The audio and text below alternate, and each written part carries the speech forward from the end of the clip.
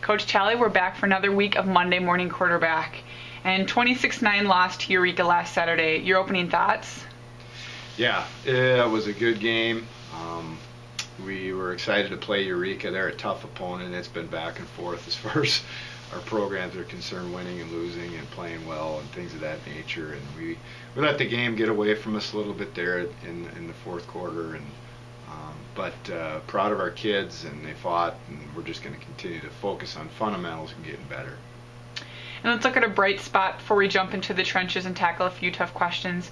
Receiver Luke Cowenhoven makes his starting debut and goes for 185 yards and a score on 4 catches after moving from defense to offense just days before your Week 1 game.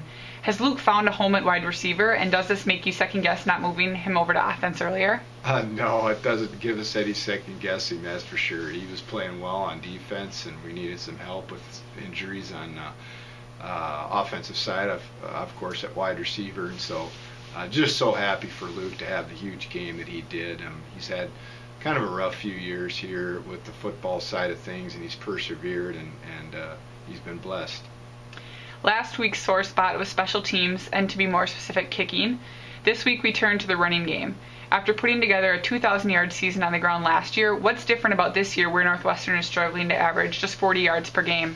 Yeah, we're really young up front. We're still learning the game up front, and so those are some things that just take some time. And we played 2 quality opponents too. I mean, Eureka had a lot of seniors, and so did St. Olaf, and so we just going to persevere and try and be the best that we can be up front.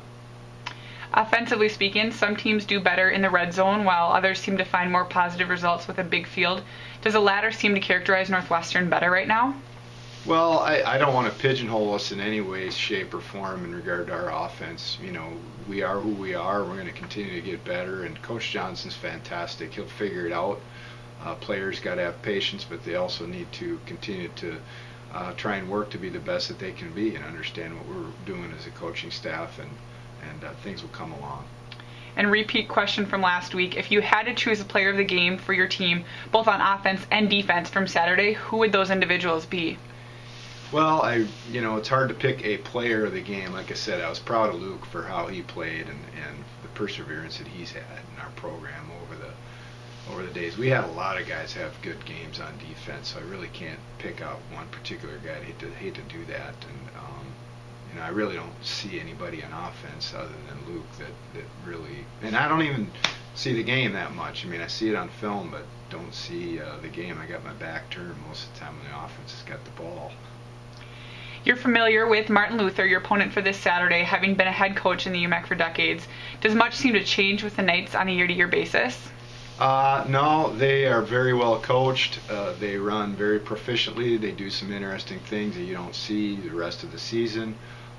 Coach Lang has done a great job there of getting the men to be the best they can be, and certainly their program to emulate as far as getting the most out of their players, that's for sure. So we got quite a challenge this week. Martin Luther enters this Saturday averaging 47 points per game, but the Knights are allowing a rate of 45 points per contest at the same time. Do you think that it will be a race to 50 in the bowl at New Ulm?